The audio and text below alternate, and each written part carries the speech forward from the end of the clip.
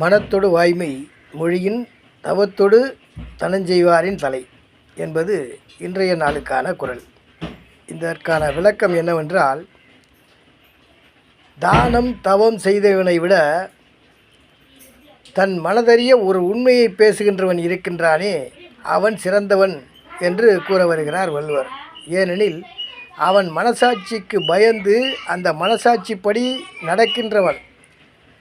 அதனால் அந்த தானம் தவம் செய்கிறார்கள் அல்லவா, அவர்களை விட இவன் எந்த வகையிலும் உயர்ந்தவனாக கருதப்படுவான்.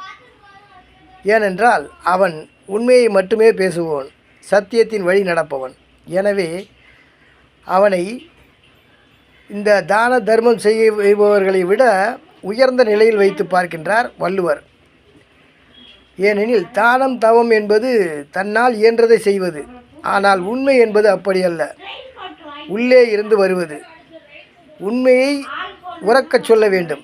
அப்படி உரக்கச் சொல்லவில்லை என்றால் அவன் மனிதனே கிடையாது. அதனால்தான் தான தர்மம் செய்பவனை விட உண்மையை பேசுபவனே உயர்ந்தவன் என்று வள்ளுவர் உரைக்கின்றார்.